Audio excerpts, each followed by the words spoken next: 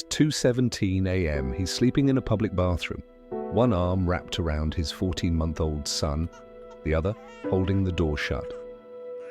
This is not a drug addict, not a criminal. This is Chris Gardner, and in 2 years he'll be a millionaire. This is the true story of how a man lost everything and built it all back with nothing but determination.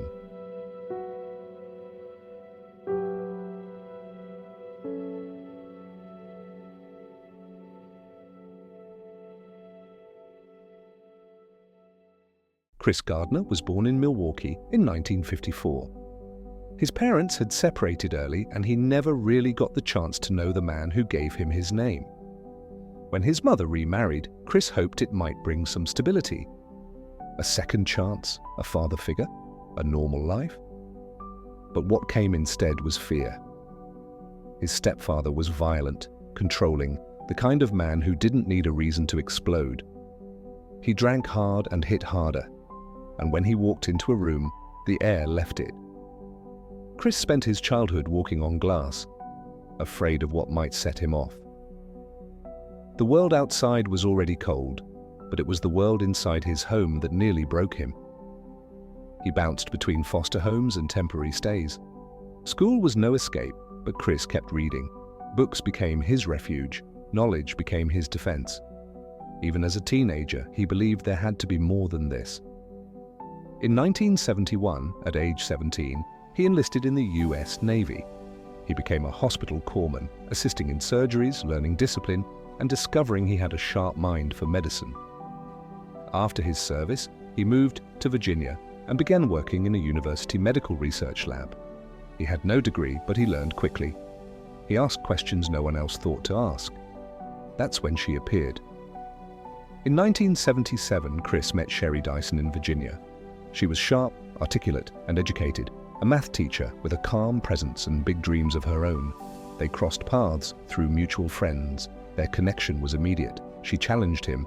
She believed in potential, even when it was still rough around the edges. Sherry brought a sense of structure into Chris's chaotic world. They talked about books, about change, about building something real. She saw not just who he was, but who he could become. Chris tried to settle into a career selling medical equipment, but the income was unpredictable. Some weeks better than others, but never enough. And with every bill that couldn't be paid, the stress at home grew stronger. Arguments happened more often. And when no one was speaking, the silence said everything. The weight of unmet expectations and long days with no payoff finally broke the bond. Sherry walked away, exhausted, frustrated, done. Chris stayed, not because it was easy, but because his son needed him. And so began a new chapter, a man in his 20s carrying a toddler on his hip and the world on his back. The paychecks stopped covering the basics, the rent fell behind, the lights went off, and then the walls disappeared. No home, no car, just 2 bags, a scanner he still couldn't sell, and a son who still smiled up at him like he was a superhero. Every day started with survival, washing up in public bathrooms, feeding his son with borrowed coins, walking for miles just to hear another no. Chris had moved to San Francisco, chasing better prospects, but promises don't pay the bills. He was still carrying that bone density scanner from hospital to hospital, cold calls, empty halls, closed doors. To keep his son in daycare, he lied. Said he worked at a hospital. There was no hospital, just hustle and hope. One afternoon, as he walked through the financial district, he saw a man step out of a red Ferrari, clean suit, confident stride. Chris couldn't help himself. He asked, "What do you do? And how do you do it?" The man said he was a stockbroker. And just like that, Chris saw a new path. It wasn't about who you knew. It wasn't about where you came from. It was about numbers, skill, performance. And Chris knew he could learn. He applied for an unpaid internship at Dean Witter Reynolds. No salary, no guarantees, but a chance. He showed up to one interview straight from jail, arrested for unpaid parking tickets, paint on his clothes, no suit, just fire in his eyes and a reason to succeed. Somehow, he got in. From that day on, his life became a race against time. Drop off his son, make 200 calls, study charts, learn the market, then pick up his son, find a place to sleep, and do it all again the next day.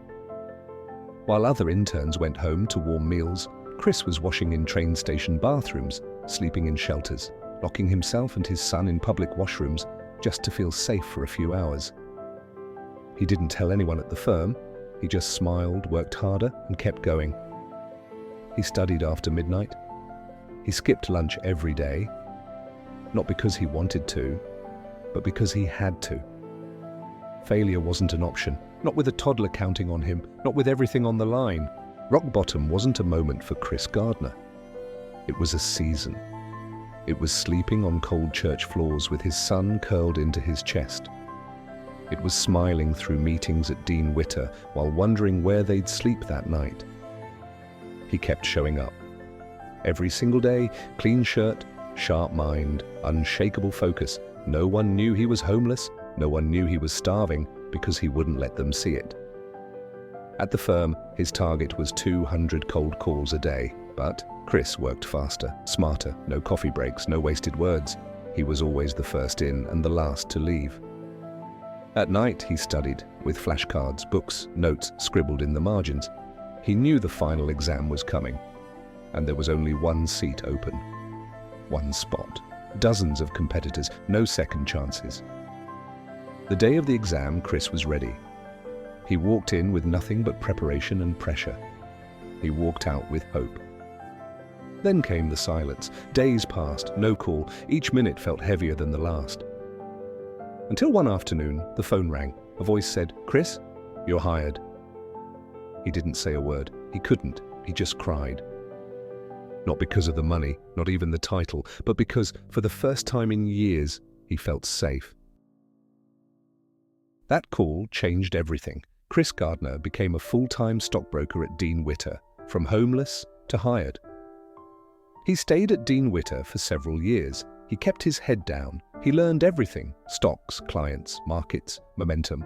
He wasn't just working hard, he was mastering the game. By the early 1990s, Chris was one of the top brokers in his office, but he didn't want to just sit at someone else's desk forever. He wanted ownership. He wanted freedom. So in 1987, just 6 years after being homeless, he launched his own firm. He called it Gardner Rich Co.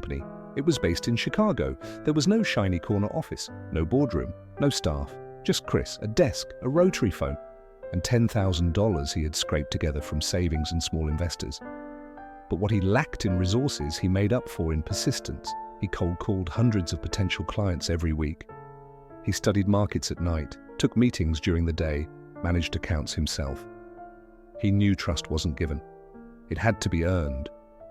So he showed up every single day like everything depended on it, because it did.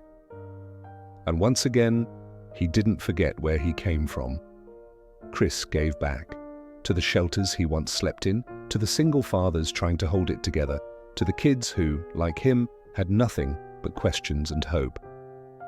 In 2006, his story became a movie, The Pursuit of Happiness, starring Will Smith, a film that inspired millions around the world and brought light to a man who once lived in the shadows.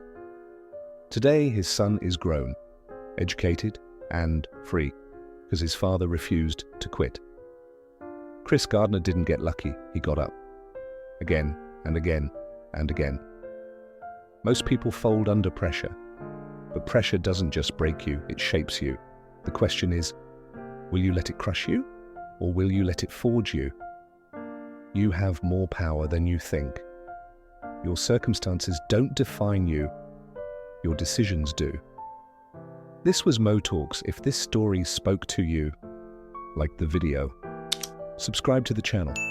More real stories, more real lessons, every single week.